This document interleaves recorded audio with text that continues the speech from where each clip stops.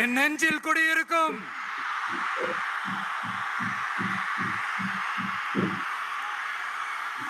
புதுச்சேரி மக்கள் உங்கள் அனைவருக்கும் என்னுடைய வணக்கம்.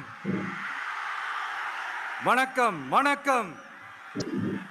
எல்லாரும் எப்படி இருக்கீங்க?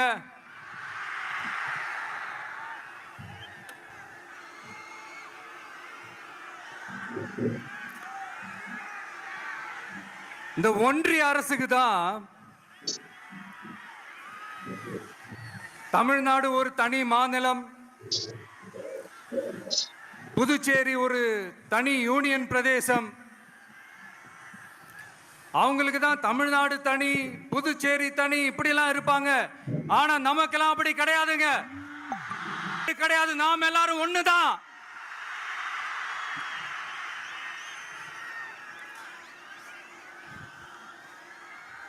தமிழ்நாடும் புதுச்சேரியும் தனித்தனியாக இருந்தாலும் நாம் எல்லாரும் ஒண்ணுதான், நாம் எல்லாரும் சொந்தம் தான்.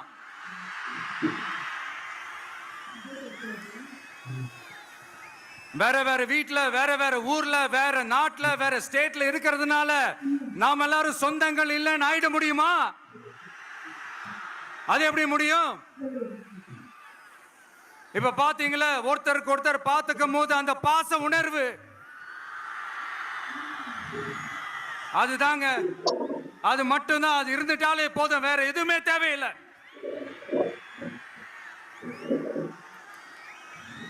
அதனால தமிழ்நாடு, புதுச்சேரி, கேரளா, கர்நாடகா, ஆந்திரா மட்டும் இல்ல, உலகத்துல எந்த மூலையில நம்ம வகைரா இருந்தாலும் அவங்க எல்லாருமே நம்மளோட உயிர் தான், அவங்க எல்லாருமே நம்மளோட உறவு தான்.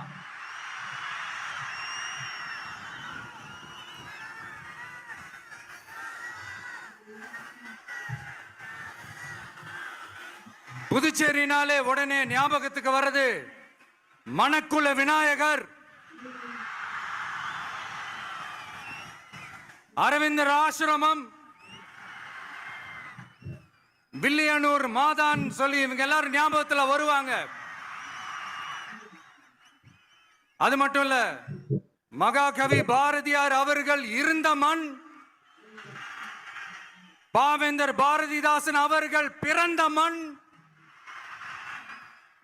அது மாதிரி இன்னும் சிறப்புகளை அடுக்கிக்கிட்டே போலாம். ஆனா அரசியல்னு வந்துட்டா ஒரு முக்கியமான விஷயத்தை பத்தி நம்ம சொல்லி ஆகணும். 1977ல புரட்சி தலைவர் எம்ஜிஆர் அவர்கள் தமிழ்நாட்டில் ஆட்சி அமைச்சாங்க. ஆனா அதுக்கு முன்னாடியே 1974லயே இங்க புதுச்சேரியில அவங்களோட ஆட்சி அமைஞ்சது. அதனாலதான் அப்பவே சொன்னாங்க, நமக்காக வந்தவர் எம்ஜிஆர், அவரை தமிழ்நாட்டில் மிஸ் பண்ணிடாதீங்கன்னு நமக்கு அலர்ட் பண்ணதே புதுச்சேரி தான். அப்படிப்பட்ட புதுச்சேரியை நம்மளால மறக்க முடியுமா? அது மட்டும் இல்ல, இங்க இருக்கிற மக்கள் தமிழ்நாடு மாதிரியே புதுச்சேரி மக்களும் என்ன கிட்டத்தட்ட ஒரு 30 வருஷமா என்ன தாங்கி பிடிச்சுக்கிட்டு இருக்கிறீங்க.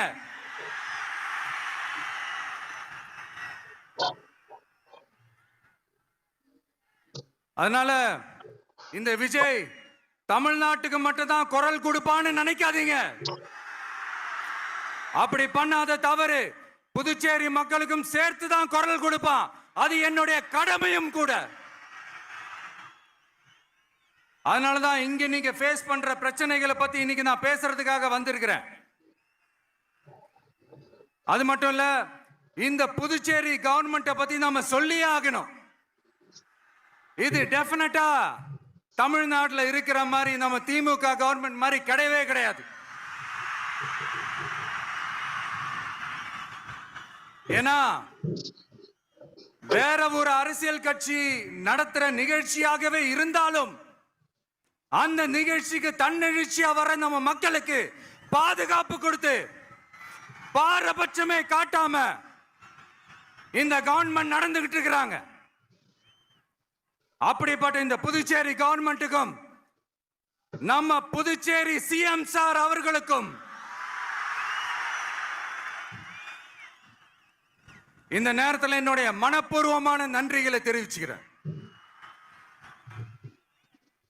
இத பார்த்தாவது தமிழ்நாட்டில் இருக்கிற அந்த திமுக கவர்மெண்ட் கத்துக்கிட்டா நல்லா இருக்கும்.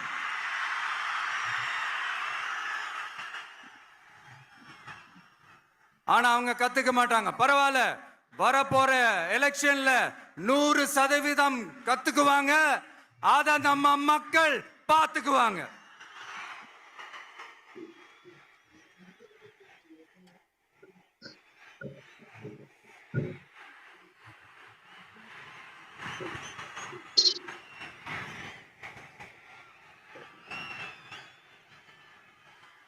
புதுச்சேரியில் இருக்கிற கவர்மெண்டோட கூட்டணி ஆட்சியில இருந்தாலும் புதுச்சேரிய ஒன்றிய அரசு எதிலையுமே கண்டுக்கல் என்றது புதுச்சேரி மக்களான உங்களுக்கு நல்லாவே தெரியும். மாநில அந்தஸ்து கோரிக்கையை மட்டுமா கண்டுக்கல, இங்க வளர்ச்சி ஏற்படவும் துணை நிக்கவே இல்லைன்னு கேள்விப்படுறோம்.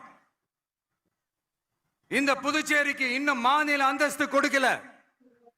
மாநில அந்தஸ்து வேணும்னு கேட்டு பல முறை சட்டசபையில தீர்மானம் போட்டு ஒன்றிய அரசுக்கு அனுப்பி வச்சுக்கிட்டே இருக்கிறாங்க. இந்த வருஷம் கூட மார்ச் மாசம் 27ஆம் தேதி 2025 அன்னைக்கு ஒரு தீர்மானம் போட்டாங்க. அது மாநில அந்தஸ்து வேணும்னு கேட்டு ஒன்றிய அரசுக்கு அனுப்புற 16வது தீர்மானம். புதுச்சேரி காரைக்கால் பகுதிகளில் மூடப்பட்ட 5 மில்கள், பல்வேறு தொழிற்சாலைகளை மீண்டும் திறக்கிறதுக்கு இதுவரைக்கும் ஒரு துரும்ப கூட கிள்ளி போடல. பல்லாயிரக்கணக்கான இளைஞர்களோட வேலை வாய்ப்புக்காக எதையுமே செய்யல. இங்க ஒரு ஐடி கம்பெனி உருவாகணும்ன்றது எண்ணமே இல்லை. அத பத்தி யார் பேசினாலும் அது அவங்க காதல விழவே விழல. இங்க ஒரு அமைச்சரை ஊழல் குற்றச்சாட்டுல பதவி விட்டு நீக்கப்பட்டு அந்த இடத்துக்கு இன்னொருத்தரை நியமிச்சு 200 நாள் ஆச்சு. இன்னும் அவருக்கு ஒரு இலாக்காவே தரல. இந்த செயல் சிறுபான்மை மக்களை அவமானப்படுத்துறதுன்னு அந்த மக்களே சொல்றாங்க. புதுச்சேரியோட முக்கிய அங்கமாக இருக்கிற காரைக்கால், மாகே, ஏனாம் பகுதிகளில் எல்லாம் முன்னேற்றமே இல்லைன்னு அந்த பகுதி மக்கள் சொல்லிக்கிட்டே இருக்கிறாங்க. குறிப்பா காவிரியோட கடைமடை பகுதியான காரைக்காலை மொத்தமா கைவிட்ட மாதிரி தான் இருக்குது. இது எல்லாமே முன்னேற்றம் அடையணும். டூரிஸ்ட் பிளேஸ் ஆன புதுச்சேரியில போதுமான அளவு பார்க்கிங் வசதி இல்ல, போதுமான அளவு கழிப்பறை வசதி இல்ல. இதெல்லாமே மேம்படுத்தணும். புதுச்சேரி கடலூர் மார்க்கமான ரயில் திட்டம் வேணும்ங்கிறது நீண்ட கால கோரிக்கை. மக்கள் தானே, நீங்க தானே முடிவு பண்ணணும். புதுச்சேரி மக்களுக்கு ஒன்னே ஒண்ணுதான் சொல்லணும், இந்த திமுகவை நம்பாதீங்க. அவங்களுக்கு உங்களை நம்ப வச்சு ஏமாத்துறது தான் அவங்க வேலையே. நான் சொன்ன பல கோரிக்கைகளை எல்லாம் தீர்த்து வைக்கிறதுக்கு நம்ம புதுச்சேரி கவர்மெண்ட்டுக்கும் அதோட மக்கள் திட்டங்களுக்கும் ரொம்ப அக்கறையா உண்மையா துணை நிக்கிறோம். தமிழ்நாட்டை ஒதுக்குற மாதிரி புதுச்சேரியும் ஒதுக்க கூடாதுன்னு நாங்க கேட்டுக்கிறோம். கிட்டத்தட்ட 20 லட்சம் பேர் வாழ்ற யூனியன் பிரதேசமான புதுச்சேரி மத்திய நிதி குழுவில் இடம்பெறவில்லை. அதனால் மாநிலங்களுக்கான நிதி பகிர்தல் அடிப்படையிலும் யூனியன் பிரதேசங்களுக்கான நிதி பகிர்தல் அடிப்படையிலும் புதுச்சேரிக்கு நிதி ஒதுக்கப்படுவதில்லை. அதனால ஒவ்வொரு ஆண்டும் புதுச்சேரிக்கு தோராயமாகவே மத்திய அரசு நிதியை விடுவிக்கிறது.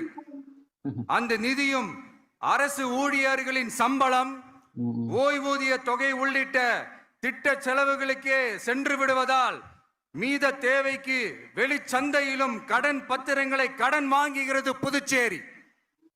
இந்த நிலைமை மாறணும்னா ஒரே வழி, மாநில அந்தஸ்து நம்ம புதுச்சேரி மக்களோட பல்லாண்டு கால கோரிக்கை. புதுச்சேரிக்கு போதுமான நிதி வரத்து இல்லாததுனால வெளியே கடன் வாங்க வேண்டியதா இருக்கு. புதுச்சேரியோட கடனை குறைச்சு தற்சார்பு பொருளாதாரத்தை வளர்த்தெடுக்க திட்டங்கள் வகுக்கப்பட வேண்டும்.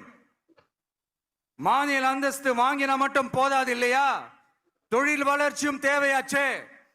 புதுச்சேரி தென்னிந்தியாவின் முன்னணி இண்டஸ்ட்ரியல் ஹப்பாக மாற்ற எல்லா முயற்சிகளும் எடுக்க வேண்டும்.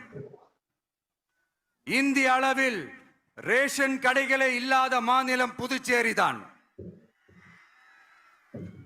ஏழை எளிய மக்களுக்கு வாழ்வாதாரமே ரேஷன் கடைகள் தான். மற்ற மாநிலங்கள்ல இருக்கிற மாதிரி இங்கேயும் அரிசி, சர்க்கரை, பருப்பு, கோதுமை, எண்ணெய்னு அனைத்து பொருட்களும் வழங்கும் முறை சீராக்கப்பட வேண்டும். கடைசியா மீன் பிடிக்க செல்லும் காரைக்கால் மீனவர்களை அடிக்கடி கைது செய்யும் இலங்கை கடற்படை அவர்களின் படகுகளையும் பறிமுதல் செய்து விடுகிறது. அதனால் நீண்ட போராட்டங்களுக்கு பிறகு அவர்கள் விடுவிக்கப்பட்டாலும் படகுகள் கிடைக்காததால் படு மோசமான நிலைக்கு தள்ளப்படுகின்றனர். இந்த நிலை மாற வேண்டும். நான் மறுபடியும் சொல்றேன், இந்த விஜய் புதுச்சேரி மக்களுக்காகவும் எப்பவும் துணை நிற்பான். வரப்போற புதுச்சேரி தேர்தல் களத்துல நம்மளுடைய தமிழக வெற்றி கழகத்தின் கொடி பட்டொளி வீசி பறக்கும். கான்பிடண்டா இருங்க, நல்லதே நடக்கும். வெற்றி நிச்சயம். மீண்டும் சந்திக்கும் வரை நன்றி, வணக்கம். மக்கள்